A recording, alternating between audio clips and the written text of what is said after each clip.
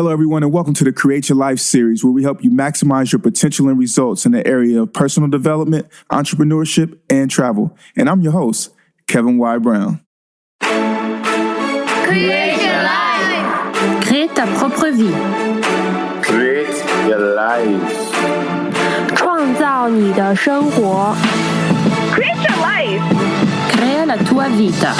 Create your life. Ontdek jouw leven. You better create your life. Create your life. Create la vie. Create your life. Create your life.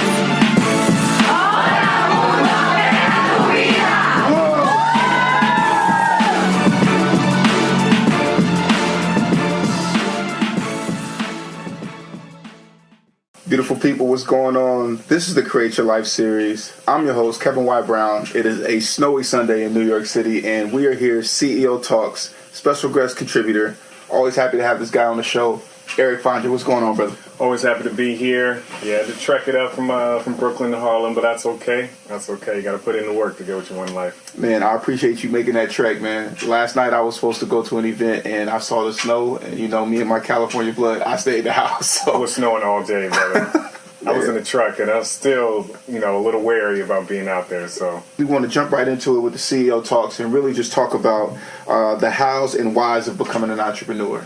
Definitely, man, definitely. Because some people get into it for the wrong reasons. They think it's a fancy life when, it's a struggle grind from the get-go, and it's really a struggle the entire way through. It's just probably a more heartening struggle Right. than the ordinary life, but it's probably exponentially more difficult. Exponentially more difficult, and people often say, oh, I want to be my own boss, and I'm like, I don't think you know what that entails. Because you're also going to be every employee as well. Exactly, and for a period of time, unless you're able to scale up that quickly or Right. you have a certain type of business model. But when you're your own boss, man, that means that you're always working. Always. Never stops. Thinking Every in the day is shower. Monday. Yeah, right. Every day's Monday. You're in the shower and you're thinking about all of these things that are taking place, all of the stuff that's happening.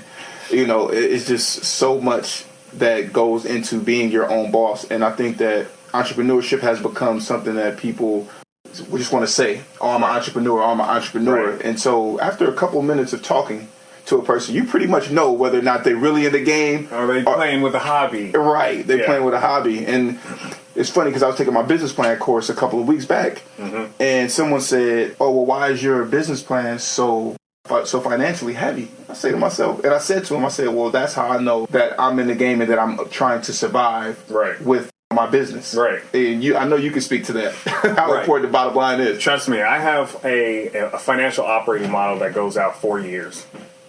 Oh, wow. Always. So every year gets updated another extra year in advance. So mine right now goes out to 2019. I got to push it all the way out to into 2020. So that's how far in advance I'm trying to actually see my business model and my growth projections. So if you're What not about thinking, you personally? Because I know the finances for the business also correlate with your finances for the, for personal life. right. So do On you a have the same personal kind of life, plan? I usually have a full year planned out from my bills, my expenses, my experiences that I'm trying to have, anything that's upcoming in the future. My sister just got engaged, so Oh, congratulations. we gotta go down, thank you. We got to go down to Mexico. Got to put that in the list, So there's always an adjustment. So that plan is actually built out on a weekly basis for an entire year. How do you adjust when let's say you save $50, $100, $1,000 within a month or Right. within a week? Right. How do I adjust Do you put it somewhere else in the year, or do you say, okay, this is going into the savings department of the year, or this is for an emergency fund? Like, how do you? Yeah, so there's a base savings fund, right? That's an expense in my mind.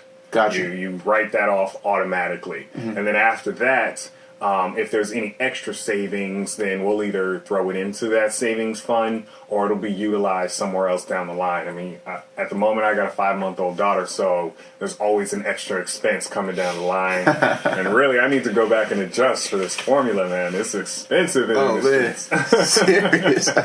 Baby Autumn, Angel. Yep. Okay, so Eric, man, let me ask you straight up. How does somebody know, and I'm going to ask this question, how does somebody know when to take their entrepreneurial journey serious? And I want to preface it with this. The other day I was watching Shark Tank, and this guy literally took out 2 mortgages on his house, refinanced. He exhausted his children's school fund and had done something else. He was $500K in the hole and had never made a penny off of his business and had been at it for a number of years. Wow. I don't laugh, but I think about people like that who are so intentional or who are so dedicated to an idea that may not be working. So how do you know when an idea is working or when it doesn't? Well, I would say that most likely for most people, it's going to be difficult for them to get an idea into the execution phase all the way to the phase of income without being full-time at it.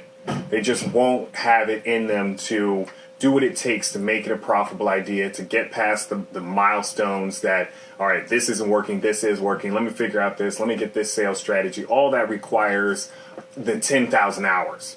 And right. Putting in the 10,000 hours, that's 2,000 hours a year. You're talking about 5 years just to become an expert at a certain thing. So most people are going to have to go all in order to really figure out whether or not something's worthwhile.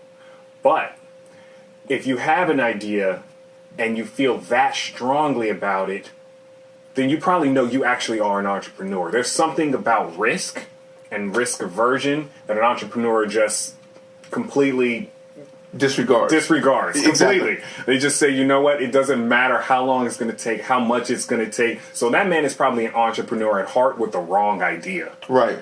You know, because he's definitely willing to go all in. Exactly. But 500K in with 0 profit.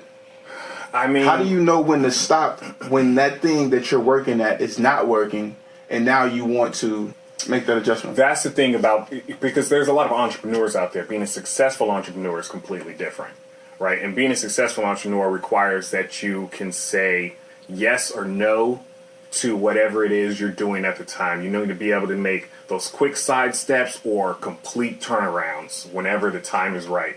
And that requires you to be in the market, talking to the people who that ultimately buy your product, and then talking to people that sell something similar to your product so that they can give you the advice that gives you the guidance to make those side steps or those full turnarounds. It's very possible that he's been going at it for a very long time by himself. Gotcha. Without anyone in any real guidance or any role that has done it before him that he could emulate and copy. Instead, he's trying to do it all his own in the garage and start from scratch. But truth be told, guys out there, there is nothing new under the sun. You have to talk to people because they will always give you ways to do your job better. And that's why I'm always talking about having people around you who are going to tell you like it is, regardless of whether or not you want to hear it. Mm-hmm. Like, there's been so many times where you, other people, my god brother, other people have literally, I'll come to them with something, they'd be like, dude, are you crazy? And so I sit back and I evaluate that, and I say, okay, you know what? You know, that might be pride making me do this, or this might be that making me do that, or you know what? They don't know what they're talking about. I'm going to make this happen. Mm-hmm. And then you learn your lesson either way. Right. One of the biggest things for me is pricing for one of my products that I had earlier this year. Right. Remember, I came to you with questions about the pricing, but funny enough, you and I adjusted the pricing. But then I was talking to a parent about the pricing, and she broke it down to me. And at first, you were talking to your client base. Right, I was talking to my client base, so that made a difference because I was making an adjustment, and I was also listening. I wasn't in the garage anymore and by myself. Right? Exactly. I had to stop being attached to what it is that I felt the product was worth. Right. And then had to understand what the consumer thought it was worth and what they would actually pay for it. That's a key feature of being an entrepreneur. You can't be, even though you're emotionally invested in building your product, you can't be emotionally invested in how your product comes to fruition. You should be emotionally invested in the work, not necessarily the end outcome. The end outcome and the impact are two different things. You're talking about, I build my product, I want to sell it for $75 a month. The market won't even pay $20 a month. Right. So you're out here upset that clients won't buy your product. And now you want to browbeat clients into buying something. That's not how the market works. That's not free market capitalism, unfortunately. And that's the society we live in. So you have to be emotionally invested in putting in the work and then allow the market to give you the feedback. And all of that, you need to be able to eat it with a grain of salt and just move on with your life. Instead of saying, oh, you're wrong, and I'm just going to be dogmatic and move forward and do what I want, because trailblazers are people that don't listen to others and do new and awesome things. But really and truthfully, most trailblazers only adjusted something small in a simplistic manner, and people were like, oh my God, I can't believe I didn't think of that first. Or Right. I thought of that, I should have done something with it. So you got to be open and honest with yourself about that feedback and not be emotionally invested to it being negative, because there's going to be a lot more negative feedback than positive feedback, unfortunately. When I had to make that adjustment, she told me what the prices were that she would be willing to pay. Mm-hmm. At first, I was in my feelings a little bit, and then I said, you know what, let me be receptive. Mm-hmm. Let me listen to what it is that is being said to me. Mm-hmm. And from that adjustment, sales went up. You know, you gotta listen to the market. You gotta listen, but you also have to be willing. One of the biggest things, right? I was building out Debt Free College Academy, and I completed the entire program. Mm-hmm. The videos, the webinars. I'm talking about. I literally stayed in the house and did only this for 5 days straight. Mm-hmm. Waking up, going to sleep, researching, all of that. My phone was off, everything. And I finished it, all of the PowerPoints, everything, and I recorded it. Mm-hmm. And I went down to Atlanta for one of my friends' wedding, and all of this was saved on my computer. I sent 4 of the PowerPoints only, but I saved all of my notes. I sent 4 of the PowerPoints to one of my friends via email so they could check it for grammatical errors. When I was in Atlanta, I went into a restaurant. I had all of my stuff in my car, and it literally got robbed. And my computer, my backpack, which had testimonials from the speech that I had just done in Florida, all of that stuff gone. Woo. Gone. It was the first time, bro, that I've ever been robbed. Yeah, but also feel violated. I felt violated, man. Like somebody took my stuff, and I didn't even have a chance to defend myself. Yeah. And all of that work, I was depressed for like 2 weeks. It's tough. That's another thing about entrepreneurs, because you got to be real. You have to have strong emotional fortitude, because there's going to be so many valleys and peaks that occur that if you can't stay stable during those storms, you're probably going to enter into a deep depression and then be manic afterwards, and then you'll cycle back and forth and ultimately burn yourself out. So I had to learn that probably this 2016 has probably been my most emotionally volatile year as an entrepreneur. And during all of that, I had to learn that it isn't about me. As long as I continue to put one step in front of the other, as long as I continue to build the right relationships, all the stuff that's going wrong, that stuff will fall, settle, and disappear.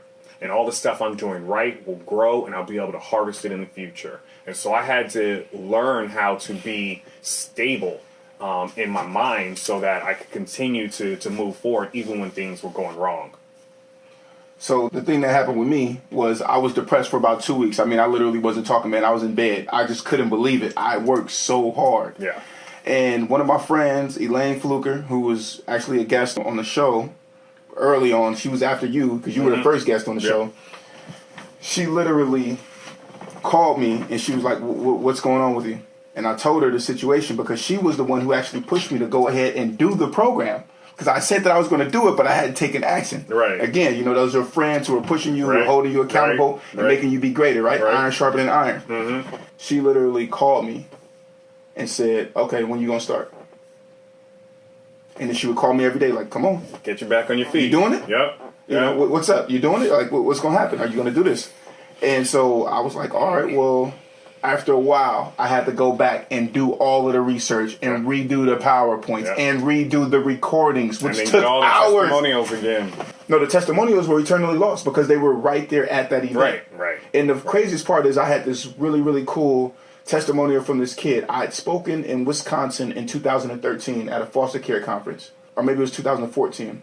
And this kid saw me at the conference. He literally came up to me and he said, this is giving me chills right now, man. He literally came up to me and said, Mr. Brown, guess what? I said, what's going on, Duche? He said, over the last year, I've gotten into college. I've been in college consistently, and I've had my own apartment for a year. Wow. And he said, and thank you for that, because your talk and us having our relationship and us talking, because everybody that I speak to whenever I'm on the platform, man, I always say, yo, hit me up on Facebook, hit me up on Instagram, however, you know, and I will respond. And we keep in contact. You know, last year he talked to me. We talked about his graduation and stuff like that. And this kid literally, like, him saying that to me was just so, like, man, it helped me know that what I do matters.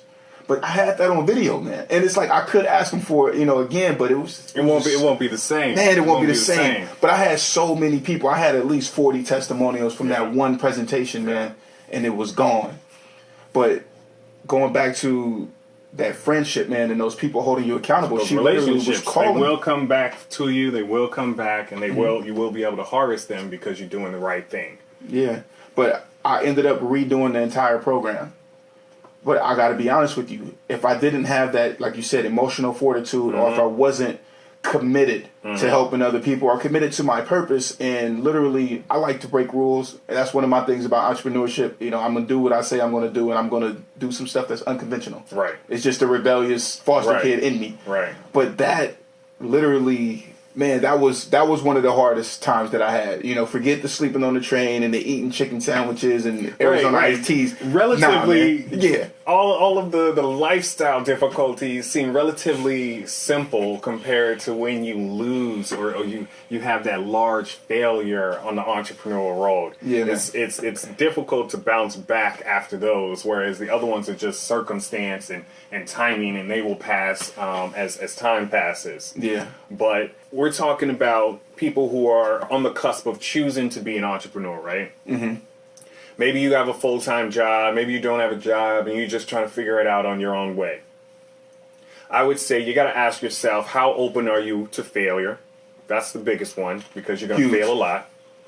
How many people do you have around you that you can bounce ideas off of, and not just those that will support you with a pat on the back, but those that will sit you down and say, listen, wake up, BS, nope, not trying to be that way, figure it out, do it better, right? You need to have people who are going to be honest with you as well.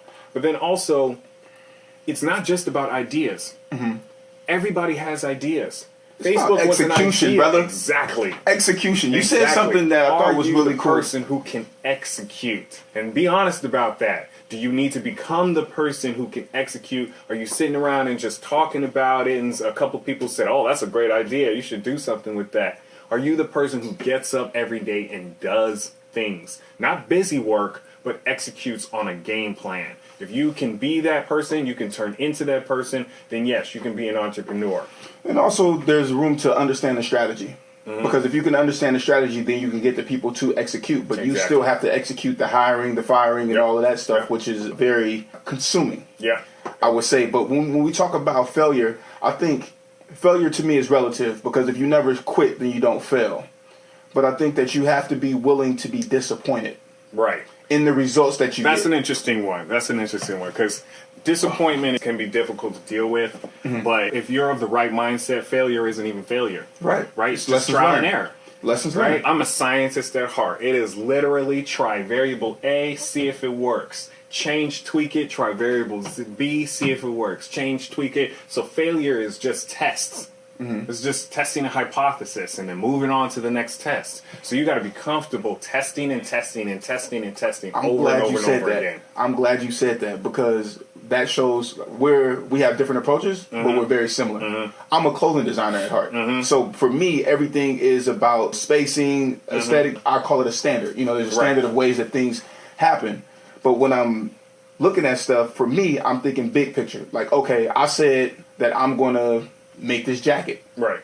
Now, I don't care what it takes, what I have to learn along the way to make this jacket. I am going to make this jacket. I might mess up a few zippers. I might mess up a few of this. Man, one sleeve might be longer than the other one. Yeah. And I'm just going to take it off and put it back. Mm-hmm. And this is what's going to happen. And then we're going to add on more features and things like that as we're going. Yeah. But it's a different... It's the process. Right, it's the process. So we just interpret it differently. Like, you're a scientist, I'm a clothing designer. So everything that I'm looking at, when I'm looking at it, I'm like picking it apart for the small details, all those little things. Right. Sometimes it gets a little bit That's true.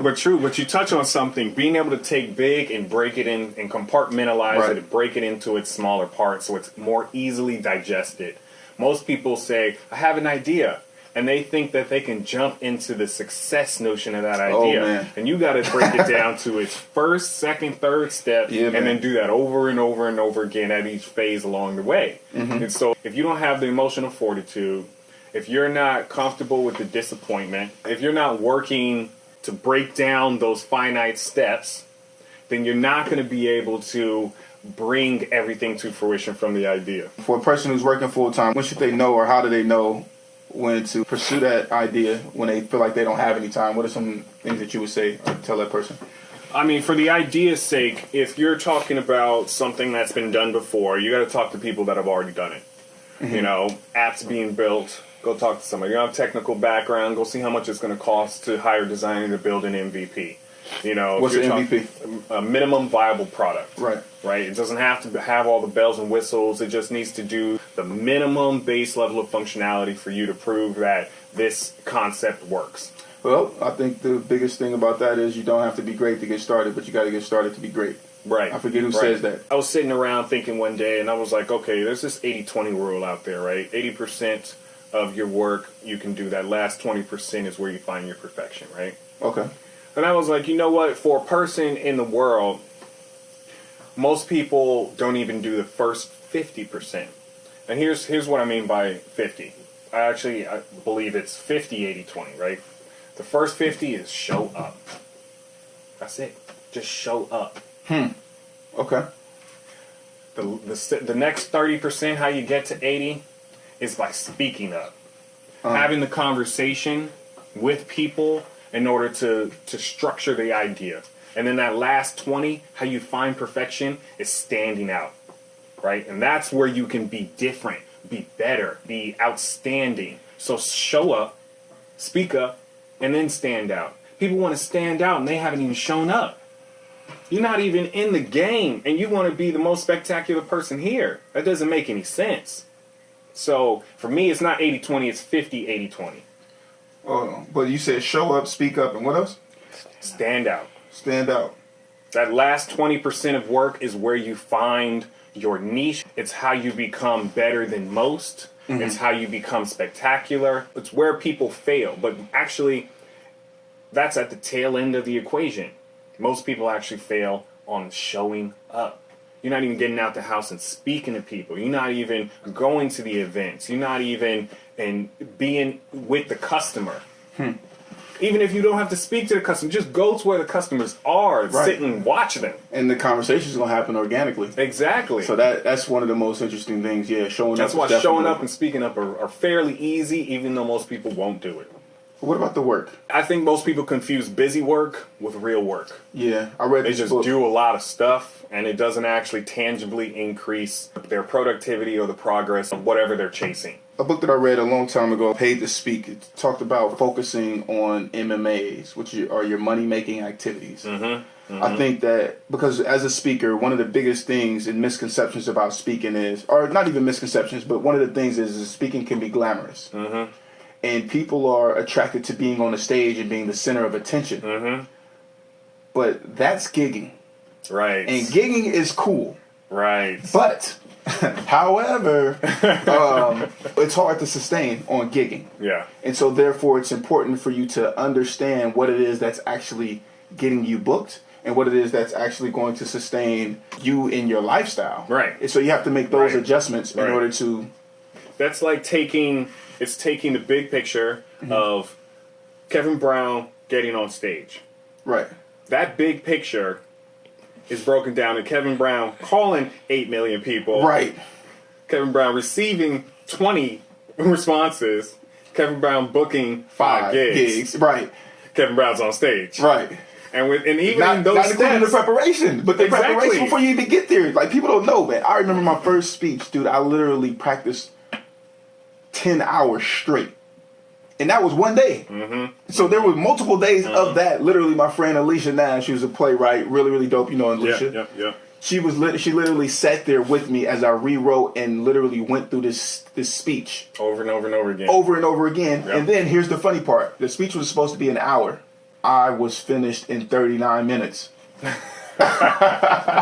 So there were other Questions? Yeah. Anybody got questions? And it's in front of youth. Okay, so My they first were big bored. one, 300 youth. No, they loved it, but it wrapped a little quick. And then afterwards, they're like, "Oh, I thought it was going to be a little longer." And I'm kind of like, "Man, I practiced it. Were you nervous and burnt through it though? Yeah, that's what happened. Yeah. That's what happened. Yeah. No matter how many times that I went through it, once I got on stage, it was a different world. It was a different result. And so Now, see, that 10 hours of work you put in on your speech. No, it was more than 10. That was just one day of 10 hours. That one day and that one speech and however else long. And then afterwards, when you got that feedback of your pace is too quick and you need to slow it down, all that work, that's the standout work. That's how you perfect your craft. That's how you be better than everybody else. And that's how people notice you more. But most people don't show up and then they don't practice what they preach. They don't practice all of that work that they're trying to do. You can't be the best developer, build the best app, and you haven't been putting in the hours. That's very true, man. That's very true. And it's funny that you say that because afterwards, I went back to the drawing board. I took their feedback. They loved the speech. It was quick. They didn't make a fuss about it. Right. But for me, that mattered. But you did. And so what I did is I asked other speakers, "Hey, man, how do you know when you might be going too fast with your presentation? How do you know that this is happening and that is happening?" And you know what, Create Your Life Series fam, I'm going to go ahead and give you the game. One of my friends, he would have his phone and he would place it next to him when he was doing it, or he'd place it in a visible place, and so he would know what his time was like. That makes all of the difference because once you really, and I mean, I've put in hours and hours of speaking and practicing speeches, so when I'm actually on stage, I know if I should stretch an activity, when I should condense it, how long I should let something run, all of those things that people don't think about during their presentation. Like all my presentations are interactive. Right. So I know I can stretch this for 20 minutes. Right. Or if I see that the audience is not really feeling the activity, I can switch it up and adjust. Right. Right? So you have to read all of these people's body language. Then at the same time, you can't get caught up in people's eyes because some people are going to tell you the truth with their eyes. But you're like, look, man, you know what? You might not be feeling it or you might love it, but I got to make sure everybody else in here loves it as well. That's that finite success, though. Hey. Because it's not just, oh, I'm a great speaker. It's like I had a great speech today. Oh, yeah. Because there's going to be some bombs. Like, true. you know, you're not going to score 45 every night or hit 100%. Right. But it's your overall, and you know, that's when your professionalism and the way that you handle people when you were doing just the emails or the phone calls and things like that, because they'll still want to bring you back because you're easy to work with or you're great at what it is that you do. Exactly. I was just talking to my friend Dustin the other day. You know Dustin? Yeah, of course. Good old D-Jack. He was talking about how his role has shifted to more of a sales role, and he has to build these relationships, and it's sort of new for him. And I was like, listen, man, one thing I've learned over the last few years is that most things in business don't come down to the product. Nope. Although that matters. Timing is a factor. Yep. But the biggest thing in business are your relationships. Absolutely. Because if your relationships are strong and quality, they can help you get past absolutely everything else. People will give you the benefit of the doubt if you have a good relationship. And if you have, I call it universal language, but if your aura is right. And people know that you're genuine, you're sincere, and that you're going to execute. Authenticity, yes. Because that's easily readable. Babies can read authenticity. So you don't lose that instinct. We just tend to learn how to ignore it. Wow. But even when we ignore it, though, we still stay away from those who we deem inauthentic. That person gives me a bad taste.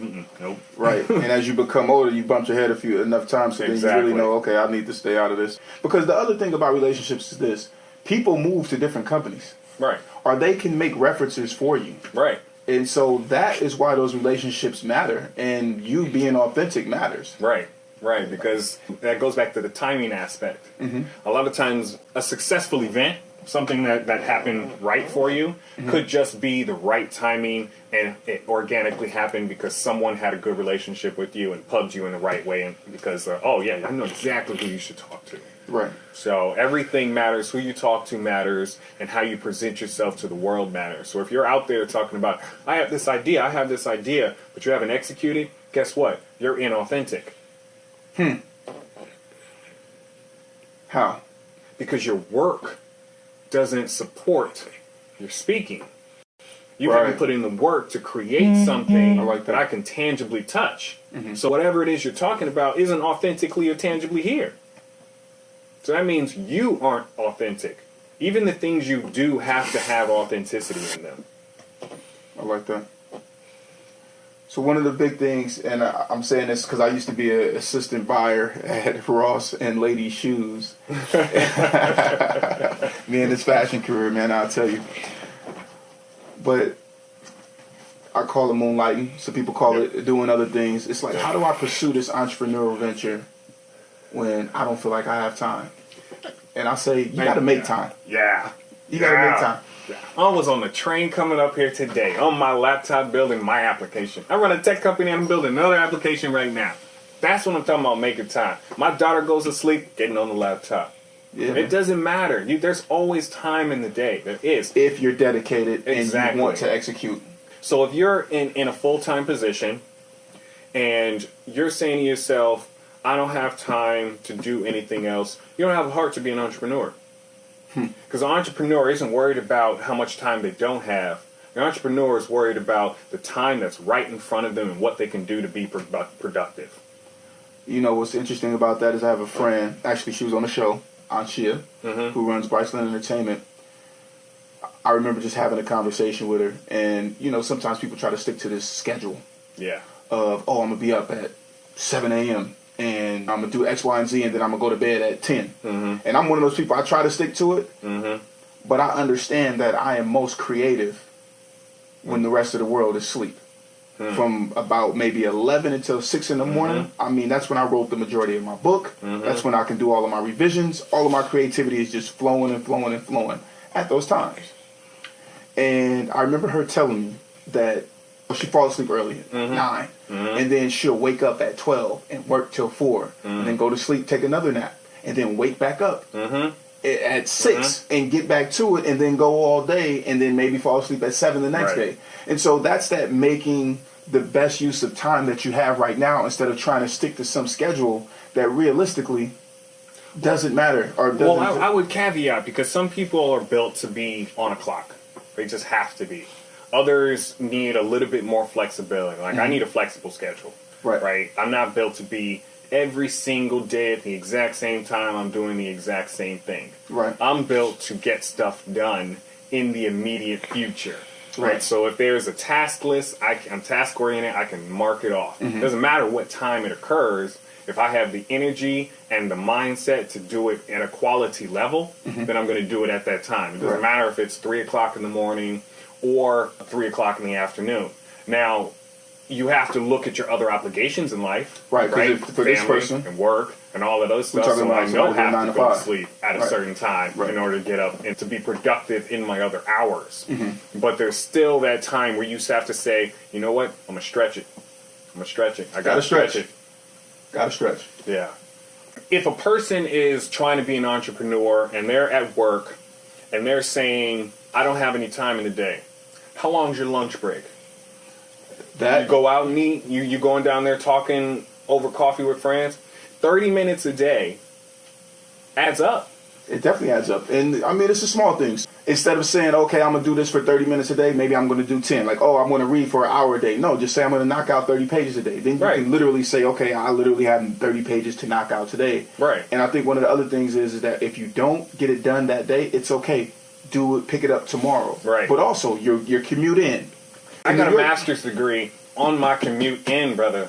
I was working full time. And I was going to school online, and I would literally walk with a book in my hand, and I got real good at it. And right above the book, I had my view of the street in front of me, and I would get that textbook read in order to complete my assignments once I got home. So it's tough.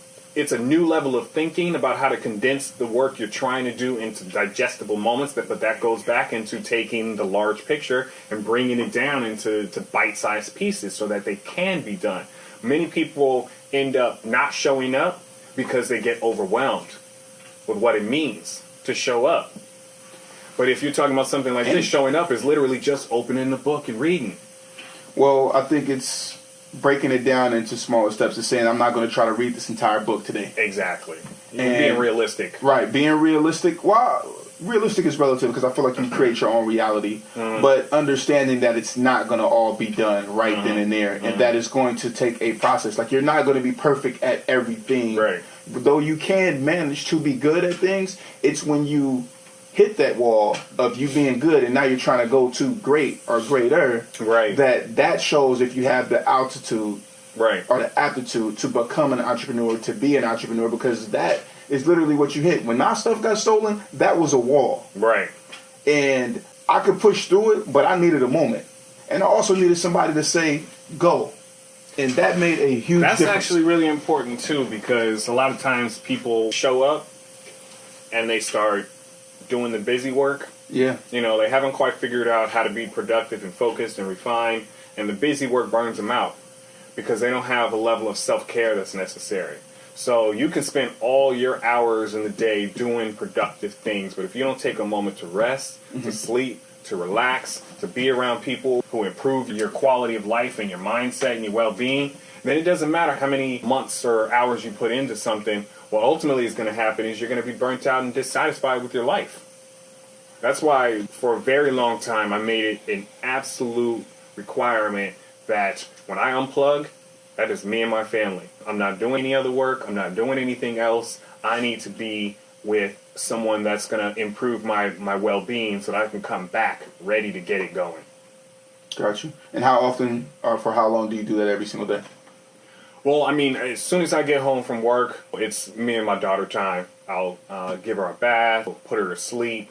You know, I don't get a lot of hours with her because, you know, she sleeps all night long, and obviously, and I'm at work all day long. So that time right when I get off work to when she goes to sleep, I'm not doing any work. It's me, her, and my wife, period. And then my weekends, you know, there's always quality time on the weekends where it's just us to be able to enjoy ourselves. But then on a Sunday noon time come around, it's like, all right, it's time to get back to work, get ready for the week. I got that reinvigoration, my spirit is revitalized, and now I can be quality again. So you have to be honest with yourself about being able to unplug, because you will burn yourself out, and that leads to loss of creativity and productivity.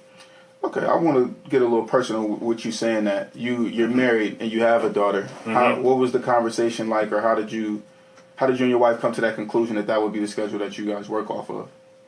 Well, thankfully I had a fairly flexible work-life balance. So I could work from home. I could pretty much work from anywhere, given that it's a tech company. Right. But there's a culture I have to set, so I do have to be in the office a certain amount of time. But when my daughter was born, she was born early. So right off the bat, I knew I wanted to be around to be able to help with that from an emotional stance, anything that was necessary. I didn't want that all to fall on my wife. After a while, once we got back in the groove, my daughter was fine, everything was going well. I got back in the office and was moving along on a regular basis again. And so it kind of fell organically into the schedule that I was going to be home at a certain time to be able to put her to bed. And actually my wife was like, you know what, I realized that's his time. And actually stepped back without us having to have a real conversation about it. But even before my daughter was here, right, me and my wife have had long-standing conversations about work-life balance, about you're just doing too much. You're spending 18 hours a day doing work on the computer. You know, when are you and I going to enjoy ourselves? You got to relax. You're stressed out. I can see it in your face. And so those conversations let me know that I needed to balance my work-life situation out more. So long before my daughter was here, those conversations had occurred, and I'd already decided to make home a priority. Gotcha. I like that. One of the coolest things that I've heard is work-life integration. Raphael Moffitt said this to me. And he said that what you want to do, and of course you are doing this, is do things in your life that align with who you are. And so when you're doing both entrepreneurship or working, and you have a family, it doesn't feel segregated. Right. It's just, it's more of the same. Right. Integrated, man. And so he said, my family, they're into the stuff that we're doing because it aligns with our morals and with our purpose. So everything goes. He was like, I have to prioritize some things over others, but at the same time, it's still integration. For example, he just took the student activities director position at Texas Southern University. Nice. Their first big basketball game since he's been there. The whole family was there because it's integrated. Nice. His wife is on campus and she's running. She'll more than likely be running the young ladies group, Nice. things like that. So they're all intertwined. So, seeing that and understanding it, because people are always talking about balance, but he's the first person that I heard say integration. I just thought was huge. That is important. It's not always possible, though. If I work in corporate America and I'm coding all day long, I'm not going to bring my wife to sit over and watch over my shoulder. So it's you gotta be able to develop that balance without it detracting from either or, which means that sometimes you got to say no. Yeah. Sometimes you got to say no. Even as an entrepreneur, sometimes you have to say no. One of the biggest places that you have to say no to is sometimes when you have a million ideas. Yes. And you need to figure out Yes. which ones do you actually need to pursue. Yes. What are some of the strategies that you use? Because I'm going to share some of mine. Oh, man. So, first, if you are an entrepreneur and you got a bunch of ideas, do you know anyone that's going to buy it?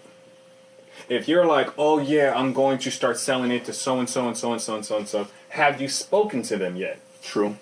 And if you haven't spoken to them, don't even touch the idea yet. Go have a conversation first. Because I guarantee you, they will change whatever idea you have in your head. So, a lot of times people will they want to quit their jobs and become an entrepreneur with an idea, and they haven't done any real market research. You haven't even spoken to a client. You've been speaking to your friends. And your friends are too nice to tell you that that's a garbage idea. Or they might not be your target audience. Exactly. That's Usually huge. your friends are never your target audience. It doesn't matter what you do. Your friends are probably not going to buy your product. Even if they would buy it from somebody else. I hate that. It's I'm a friend of mine. My wife has a friend that's like always pubbing her entrepreneurial stuff on Facebook and trying to get her friends to do her marketing for her. Push out this to all your friends. We're doing this, da da da da. Or better yet, come to this event so you can buy my product. I'm not your prime demographic. Yes, I buy these types of products, but guess what? I'm not going to buy this from you over and over and over again. Even if I bought one out of support, that will be the last time I ever buy something from you. So you got to be able to step out and go talk to customers, not people who fill the shoes of customers. How do when I'm selecting an idea, it has to be something that I've thought about for a long time, or maybe based off of something that I see as a need and that I want to expand on. Like, for example, Debt Free College Academy was a book first. So I thought after having that experience of being at multiple colleges and asking the students, yo, how many of you guys know how much tuition costs? And seeing 10 hands go up out of 1,000. Right. I'm like, okay, I can't be everywhere at once. Let me make this something that is available for people. Right. But again, even with selecting that idea, still had to select to do the work. Right. And that was the big part of it. And then the work was stolen. So, it's been a long road with that. But selecting that idea is like something that I actually care about, because at the end of the day, you could try to go after whatever's going to make you rich, but you will literally have a legacy and a life of boredom, and you trying to chase something that does not matter to you, and you're like, dude, what the? Because like for me, like I love speaking and stuff like that, man. But I love asking people, how did you become successful? Right. What is it that you do on a day-to-day basis that makes you dope? That has brought you to this level? That excites me. So like having the opportunity and the platform to have this radio show and podcast, that matters to me. Right. That gets me excited. Right. And every week I'm like, yeah, we got the show. If you're excited, you're more likely to bring whatever it is you're doing to the masses, which means it'll grow and evolve faster. If you're not excited, you're going to more likely try to make it perfect so that you can sell it as quickly as possible, and you'll ultimately spend a lot of time on something that has no value. So the excitement absolutely matters, because you're going to go out and do the research, become an expert, spend the 10,000 hours, stay up all night without it draining you too much on the inside, because you got that internal fire going inside you. Yeah. So you definitely has something to, has to start with, am I excited about this? Does it meet a need? Has someone done it before? And if so, can I take that and improve upon it slightly? A lot of times people will get an idea in their head and then we'll try to create it from scratch. When the model's already out there. The model's it usually is. I'm telling you, there is nothing new under the sun. Nothing. So if you're an entrepreneur and you're like, you know what, I'm about to create this, no one's ever done it before, go have a conversation with 20 people that have done at least something close Similar. to it. Yeah, in the At ballpark. least. So you can figure out whether or not it's worth it. Yeah, because definitely your time, man. And that's the one thing I set back this year, earlier, and I asked myself, I said, what do you want, your body of work? Because to me that matters, the body of work. Like I always go back to my guy, Kobe Bryant. Body of work. His peers in his industry know that he's an executioner, he's a killer. Yeah. His work ethic is all he talk about. And to me, I was like, well, when I'm older and I'm not able to work like I am now, and I look back and I say, man, I've done this, and this. What is actually going to matter to me, and what is going to make a difference? What's going to light me up when I hear it or when I see, what I've done. Right. And so that started to drive my decisions more than money and stuff like that, because one of my principals, Tony Gross, not even one of my principals, my high school principal, Mr. Tony Gross, said, "There's no job called make money. You make money by being good at what you do." It's so true. It's so true. You can't chase money. Dude, it's so real that you really got to be passionate about this. What are some of the easiest ways to fail as an entrepreneur? Some of the easiest ways to fail as an entrepreneur: build in a vacuum. Build a product in a vacuum. I keep going back to that. You have to go to the client base and get your feedback. When I was building Sober Lovers, I was getting a lot of feedback by just simply watching other people. And I had a few conversations, but I hadn't actually got out there with the product and tried to sell it to the customer base. And the customer base was ultimately single black men. But that was at the tail end, though, because I started to have conversations and realized that talking to single black women was a saturated marketplace. Oh, yeah. And I probably make more money in the single black men realm. And so I shifted to that end. So building in a vacuum, one of the easiest way to How fail. did that work when you realized that you wanted to use the niche of the black men? How did that work for you? It changed my voice. It changed how I was putting content out in market. Because Sober Lovers was a content marketing company. It was a lifestyle brand that had a lot of content. And you did a book. Developed. I had a book. Have? I have. Right. It's out there in the marketplace. What's it called? The Boyfriend Rules. And it is. So the book was, again, geared towards black men, telling them about how to develop the mindset that's necessary in order to have a successful relationship, because many of us have never had that experience or done it successfully in the past, and so we go in with the bad habits and the failed mentality that ultimately destroys a good relationship. So it was all about wiping the slate clean mentally so that you could actually find the right woman and then keep that woman if you're looking to obviously be in a long-term relationship. So building in a vacuum is one way to fail. The next way to fail is to do too much busy work, to get completely distracted on what the definition of success is. Right? You think that definition of success is, I'm going to write a book and sell 1 million copies. But think about it. Actually think about it. Most people who write successful books are not novels, and people who are actually authors and their craft is to write. Most people who write successful books, especially in the self-help realm, are personas first and then build the book as a piece of collateral that people can buy to take home with them for something. It's a back of the room product. Exactly. So a book is not a successful business venture. No, it's not. No, it's not. Speaking from experience, is that you really have to understand that. I mean, me and I had several conversations about this where I was trying to sell books, and I'm like, this just doesn't make sense. And then we came to the conclusion that what it was a low tier product, and that my primary business was in selling speeches and trainings. Right. And so, yes, you're right. Keep going. Right. I would say the last piece is not introducing technology into whatever it is you're doing. It doesn't matter if it's a product or a service. And this is something I feel like I've learned recently. Just given our demographic, we're young black men. Right.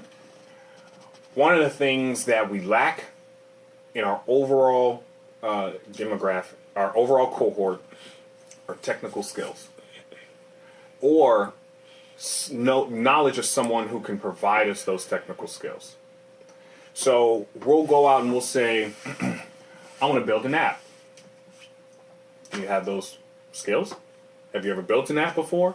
Have you ever done it? And remember, before you built debtfreecollege.com, you had no technical skills, but you put in the work to do it, though. Oh, man, how many people did I hire? I hired a few people and kind of didn't get the results that I wanted, so I literally taught myself. Exactly. But I also, well, you know what, I did try to hire an aspect, because I was going to say that I wouldn't recommend you going and building an actual website, but I have like this super laser focus and getting things done where I'll literally stay in the house for days. But it was a journey, man. It's 2016. There's nothing It's that 2017 technology... now, bro. Wow, damn. Glass down on that one. It is 2017, and there's almost nothing that technology does not touch. So if you are about to build a product or a service and you're not introducing technology in order to deliver it to the masses in a better way, or to simplify the process of how your service works in a better way, then ultimately you're going to run into a scaling factor issue. Yeah. You're going to hit a point where you can only do so much work without hiring another body. And hiring bodies early on in the entrepreneur phase is very, very difficult because it's very, very expensive. So you have to look at your idea up front with technology so that it's easily scalable. DebtFreeCollege.com, and it's now in the cloud. Academy, brother. DebtFreeCollegeAcademy.com, get that right, is now in the cloud and can be delivered instantaneously to anybody on the planet. Right. Imagine if you were walking around with a DVD. Then it can only be delivered to that person. Exactly. And then you're talking about inventory and all this other type of stuff. Overhead. And that's just overhead because you have the inventory sitting. I have some programs in the back that still haven't been sold, man. They're just sitting there. And so that was money that was, just on the on the shelf. So say you have an idea, you've developed it, and you have a product, or at least you have that MVP, that minimal viable product, and you're trying to sell it to the marketplace. Mm-hmm. Then comes your need to price. And what I find also is that sometimes we overprice, but so many of us underprice ourselves. We have no idea what our operational costs are. We have no idea what our customer acquisition costs are. This is how much it costs to market to, capture, and close a deal with the customer. That's what the customer acquisition cost is. So if you have to pay $100 a month on Google, and you're bringing in 50 customers, each customer costs $2 to acquire. Yeah. So you need to know exactly how much it costs to sell your product and to close a customer in order for you to be able to set the right price. Mm-hmm. And so many of us are either pricing it too much or pricing it far too low. Right. And that's what the real, to me, one of the biggest ways to fail as an entrepreneur is to not know your numbers. Right. That's exactly huge what I'm saying. to me because exactly even, let's say with Debt Free College Academy, if I don't make any money, I know how much that's going to cost me every single month. Mm-hmm. So whether or not I make money or not, this still an expense. Got an overhead expense. Right, I still got an overhead expense. You know, the same thing with the podcast and radio show. There's a certain cost that is incurred in order to run this, in order to upload the files onto online, all of that stuff to keep it sustainable. Yep. You know, so you have to really, we're building a library of these things, so you have to really be aware of your numbers. I think another thing is that'll make you fail quickly. Listening to the wrong people, man. Yeah. You don't want a bunch of yes men around you. Yeah. I'd rather have a friend. Matter of fact, might not even be a friend, but somebody who will point out where I might be coming up short. But here's the kicker: is really understanding where that person's coming from. If they have malicious intentions, that's different than if they're genuinely like, look, dude, you're here, take it up a couple other notches. Or if they even have credibility. Oh, There's man. a lot of naysayers out there that will give you plenty of hateful advice. Man. But they have no credibility. Yeah. You're telling me what I can't do because you failed at it. You're telling me what I can't do because you're too scared. You can't see how it can come to fruition. Mm-hmm. That is one thing about an entrepreneur. They can see the vision despite the obstacles. Right. And so they'll chase all the way through the obstacles, whereas the person on the other end is saying, "No, don't walk in there. There's no bridge over that river. That's okay. I learned how to swim Right. for this very reason. I know how to build this raft. Exactly. I can build a raft. I'll build a dog bridge. can paddle across. Like, hey man, I always say, whatever it takes, find a way or make one. That's one of my biggest models. But whatever it takes, it's ambition. Yeah. Ambition is if you're not looking far enough in the future, you will run into that blockade. You'll run into a point where you're like, you know what? I don't know where to go from here. I don't know what else to do. What does success look like? But that is when you actually go and you start again. Or you start researching. Now I hit this wall. Now I got to figure it out. Right. And so now you're going up against that, and then you're like, dude, whatever it takes. Like, this might take me the next 10 hours to figure this out. And then from that 10 hours, you say, you know what? I spent that 10 hours in a good way. Or you might say, you know what? I shouldn't have spent that 10 hours at all. Right. Like that. I should have did it differently. And so and then you start to build from those experiences and stuff like that. But Right. literally, whatever it takes, Right. I'm going to make this happen. And that's where I come, where that integrity comes into it. Yep. If I say, I'm going to build this, I'm going to make this happen, then I'm working towards it all the time, every time. And I might get some naysayers, I might get this, I might Right. get that, but it's like, look, this is happening. Right. I don't care. Some people, I get that question a lot. Some people are like, what made you feel like, you could do that? I'm like, well, over the course of my life, I've done what I said that I was going to do. So no matter what anybody else says, if I said it's going to get done, then I'm going to stop everything else that I'm doing, and I'm going to do that. Right. And it's Right. going to be whatever it takes. You got to be a little self-delusional in order to be an entrepreneur. Because You you got gotta to be out tell of your mind. yourself that failure can't hurt me. You got to tell yourself that I am the most successful person on the planet, even without the success. Because that's the vision you're walking towards. It's that talking it into existence. Yeah. Right? It's trying to live a certain mentality and live a certain lifestyle so that you become a person. You walk in the shoes that you want to fill. You have to affirm yourself. Exactly. You have to Over affirm and yourself over and over again. consistently. I mean, there are days where I just want to stick my head in the pillow and just sit there for hours, and you have those days where I'm like, dude, what are you doing? Like, and I'll literally be like, Kev, you're crazy, right? I'll talk to myself and I'll be like, yeah, I'm crazy. Yep. Let's go. Yep. Gotta have Let's those go. tough conversations. Let's go. Look at having those conversations. Yeah, with man. yourself. And I'm talking through the different steps and things like that of what it is that I need to do. The quality of something. Like, I'm real big on detail. All right, so the other day, matter of fact, it's over there. I ordered a valet so that I could put my keys, my cash, my watches, everything in one place. Right. Gotta have it. Right. And I liked online. I loved the way that the box looked. It was leather, nice, detailed. I got it, and I'm looking at it. I'm like, man, this is sweet. And I look at the interior, and I don't like the interior material. So I guess that's the clothing designer in me, right? Right. So I'm like, all right, well, you know what? This got to go back. And so then I spend the next 2-3 hours online trying to find a valet that has better interior material. So you start out with being detail oriented, but it's also about not accepting mediocre. Yes, Right? There's because I could difference have kept it because between it's already here. building an MVP and accepting mediocre. Right. When you're building an MVP, you're building a minimum viable product. You're just building one set of features that work in a simple way. But then when you move to the next step, and you're building a full-fledged product, that's when mediocre cannot fly. Well, because you will not stand out. I want to say this. Mediocre is not a part of anything. Shouldn't be. For me, I always say that there should be a standard. And I also say that I call it sexy. Like when I see something, when we're discussing something, we're going over this thing, I'll say, oh, that's not sexy. I hear you. For example, that valet, the outside, bomb. Inside, when I saw it, I said, that's not sexy.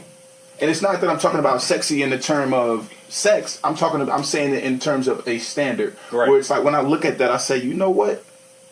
there's a standard there. There's a certain amount of quality that you know you're going to get. Or I'll say, you know what, that doesn't say Kevin Y. Brown. There's a level of excellence that successful entrepreneurs aspire to. Absolutely. And you apply it to everything. Ultimately. Everything. If you start saying, oh, that's fine, that mentality is going to seep into your business. When the integrity Exactly. you start to lose compromise your integrity. integrity. Exactly. Mm-hmm. So, but even in that, being able to stick to high quality execution, you still got to be comfortable with that back tick. Oh, okay, this is not worth me slowing progress to perfect. I'll wait to the stage where I need to stand out with this before I perfect it. Well, I think, having that room, giving yourself that room to grow. And I think there's something that you and I had a discussion on before where you said that if you've done 80% of a product and you've done it to a great extent, then let somebody else do the last 20% in order to bring it to completion. Exactly. That was huge. That's learning where your skill set lies, right? Because a lot of times as an entrepreneur, you want to build perfection, but you don't have perfect expertise. Now you can get into the market as an entrepreneur, which is what you should be doing. As an entrepreneur, you should be able to get into the market, be the vanguard. And then once you're in the market, allow the market to give you the feedback and the reasons of how you're going to, or the ways you're going to perfect your product. But if you don't have the skill set to do that, when you're perfecting your product, it shouldn't be the slow process of building a product like it was back when you're doing the first 80%. You need to have someone who's a sniper. Kill it, get it back in market. Because now the customer base is watching you and they want the quick iterations of perfection. Right. So that's when you should be able to find someone that can get you from 80 to 20 quickly. That's why after you build the website, put in the work, know the ins and outs, understand your entire debtfreecollegeacademy.com technology, then you hire somebody to manage it and keep it going and perfect it. And you work on the BD, which is the business development and securing accounts. Make it profitable. Absolutely. So another question I think which is really important is, how do you get those, because we're talking about standards, how do you get those people on board to help you bring the idea to fruition or to help you execute it on another level? So if you're just starting out, this goes back to show up. Show up and speak up. Yeah, you're gonna have to speak up. That's it. Go to the places where you can find people of like mind. Go to the places where you can find people who are doing something similar, and then speak to them. And then once you speak to them, you'll know whether or not you'll figure out whether or not you have a chemistry, that connection, whether or not they have time, because all of those things matter. They need to be on board and motivated and there in order to get this idea to fruition. So when I was brought on to Free ATM when we first started, I was brought on part-time for 6 months. Why? Because I was still doing sober levers. Right. I wasn't fully bought in. I just wanted to help out. Yeah. And then once I was there and in the tranches, I was like, you know what? Running a tech company is something I think I want to do. Let me jump into this wholeheartedly. And so sometimes it takes a while for that co-founder, that other half of the business that's necessary to really buy into it. But without my former business partner asking me, without us going to lunch together and talking about the idea, without us showing up and speaking about it, none of that would have happened. So you got to go out and talk to people. Don't just sit around and say, oh, I really need this. Oh, can you help me? Can you help me? Can you help me? Talk to somebody. Sell them on it. And that goes back to the idea being something you're excited about. If you aren't excited about that idea, no one's going to join you for it. I think that's a great perspective, man. That show up and speak up. I would also say, because to me, a lot of times people are buying into you first. That's when we got our first investment, our Series A, and really our seed series before that. It was our seed series was nothing but our college alums, almost entirely college alums. About 90% of the round was college alums, and that wasn't because the idea was off the ground. It wasn't because any of that. It was because my co-founder sold the idea. People bought into him and his vision. Right. And that's what's ultimately going to happen as an entrepreneur. If you don't have the charisma, unfortunately, if you don't have the charisma, the authenticity, and the intelligence to be able to speak about your idea and really describe your vision in full force, then no one's going to buy in and invest alongside you. I think what else is important is Their time or their money. standard. To me, it goes back to the standard, and that standard of, okay, I know when Kevin does something that looks like this, or I know when Eric does something that's going to look like this, and then also your reputation. Yeah. That's huge, man. Yeah. Because people for example, we crowdfunded.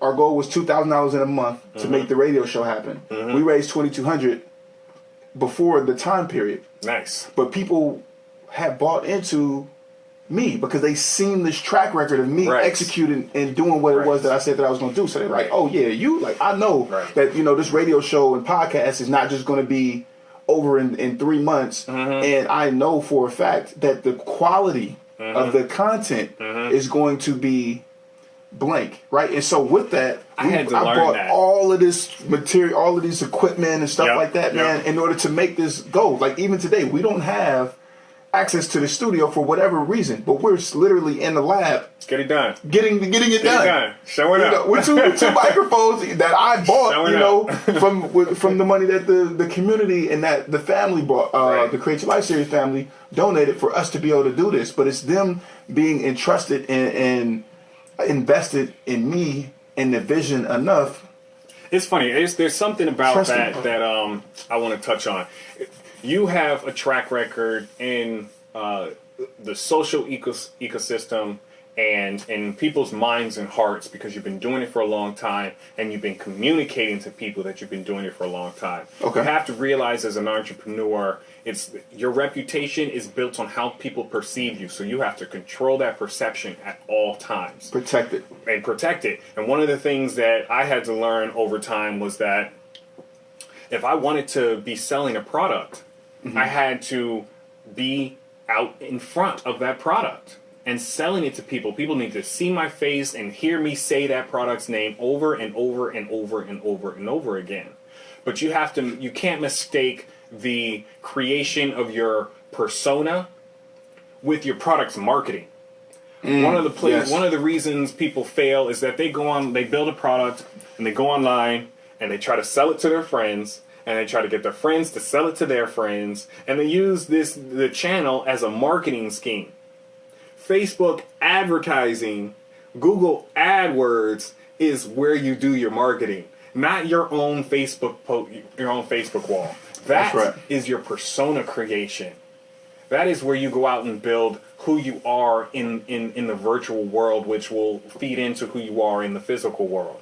But you shouldn't mistake marketing with persona creation, especially when it comes to channels that involve direct relationships with your friends, like Instagram, or if you want to have a business Instagram profile, go do that.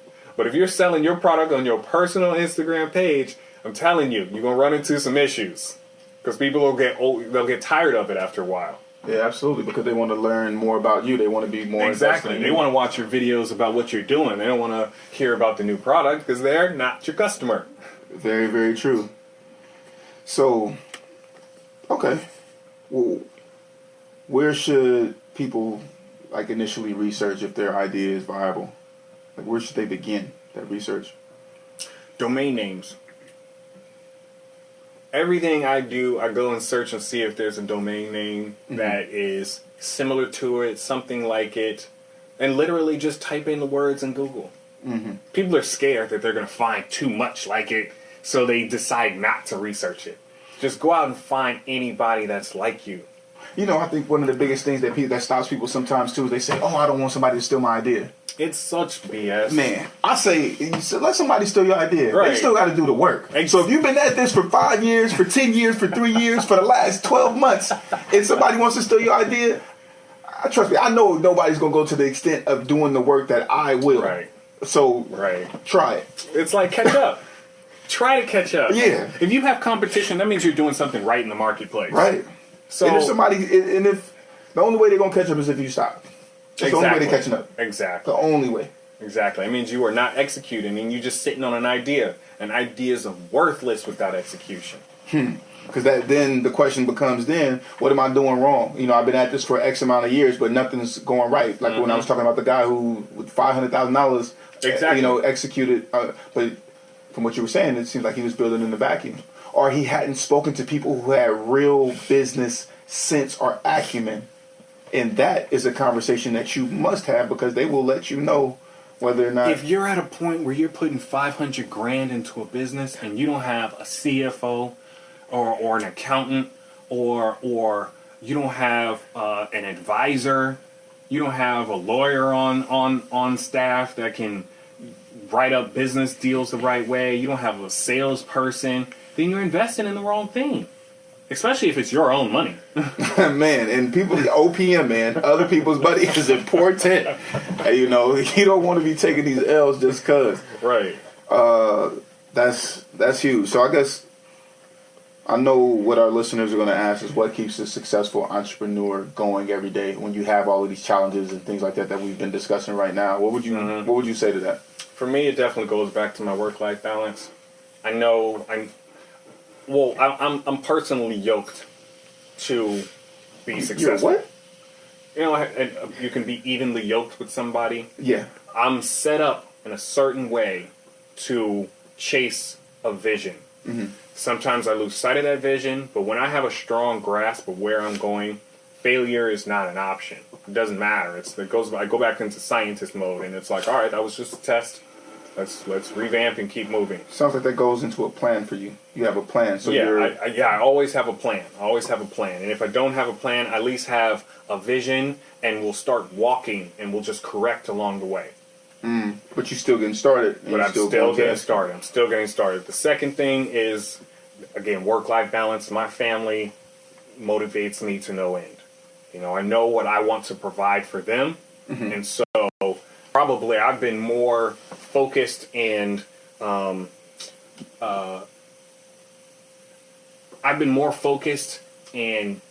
been chasing my vision harder now that I have a family as opposed to beforehand.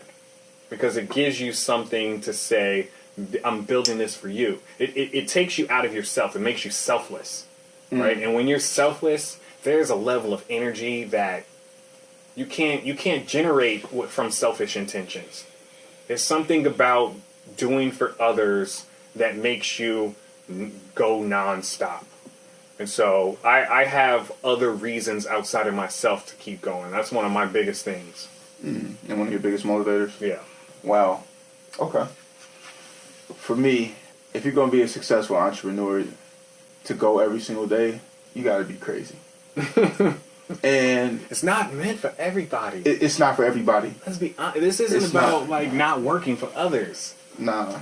This is about being insane enough to say to yourself, you know what?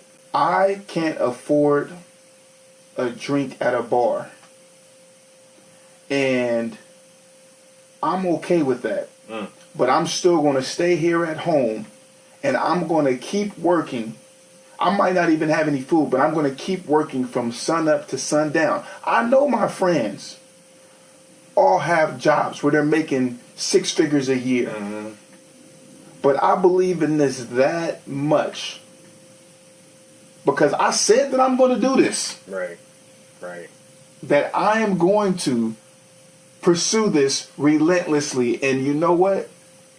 It's not going to fail. It might take longer. Right. But it's not going to fail because I'm not going to give it the option to. I'm in the game. Because I'm in the game, and also I might have to make some adjustments and do it differently after a while and figure this out. But I am not going to stop. Keenly self-aware. Man, Keenly dude, self-aware. You got to be what you need to sacrifice, what you need to continue to do, and what decisions need to be made, even if they're the most difficult decisions you've ever made in your life. And you're not going to know everything. Nope. So the thing is just to say literally whatever it takes. Like, I'm not going to stop. Right. I am the most persistent human that you know. Right. Like, I'm not stopping. Like, this is happening. And whatever it takes, if it takes to the day that I die, bro. Integrity, emotional fortitude. And I said that I'm going to do this, man. And you are doing it, will do it, and what you do will evolve and change in the future. And it's going to get better. And to me, it boils down, if you want to be successful as an entrepreneur, all of that stuff that I just said boils down to one thing. And that is a decision. The decision to be and to do what you said you're going to do. Because being an entrepreneur, integrity, man, it's definitely a decision. You make them every do. It's the I don't remember when I said it or when I was thinking about it, but it's not the big decisions we make that change our lives. It's not. Oh, I'm gonna decide to have a baby. No, it's not the decision. Oh, I'm gonna decide to get married. No, that's not the decision. It was all the decisions you made that made you the person that could make the big decision. If you were trying to get married, you're trying to be in a long-term relationship, and you found someone and proposed to them. That's a huge decision, but that's not the impactful decision. It was all the times when you were like, you know what? I see this woman. I know she's not right. I'm gonna date this relationship in a respectful way. Oh, I'm in a relationship right now. It may not work out, but I'm gonna work on positive conflict resolution so that I'm a better person for the next one. All those little decisions that make you and prepare you for the big decision are the most impactful decisions. We think it's the big moments in life that change who we are. It's not. It's those small decisions that we make that set us up to be able to make the right choice when the big decisions come through. So I think what that means is that literally as an entrepreneur, to be successful, going into every day, is to literally get up into and be involved in your venture, in your pursuit every single day, even if it's just a little bit. Even if you got to go to work, giving up that those 3 hours at night, those 4 hours at night. I remember I was working on the National Children's Research Study. There was some temp work out in Long Island City. I used to go to work. I think we had to show up at like 10. It was a real chill job. We had to show up at like 10 or something like that, and we get off at around like 5 or 6. Yeah. As soon as we got off, I was going straight to the library on 40th and 5th, man. Yeah, and I remember that. Yeah, you remember, right? We were always in the library. Always until 11 o'clock at night, every single day. Yep. And then when I finished working there, I catch a train home, take me about an hour to get home, and then I work until 3 o'clock in the morning, 4 o'clock in the morning, 5 o'clock in the morning, and then I will work out for 2 hours in the morning. So I was literally falling asleep at lunch. We were literally at a lunch for everybody at the job, and I was literally fell asleep at the table. Like my arm just slid off the table. But that's how hard I was going. The same thing when I was at Ross, man.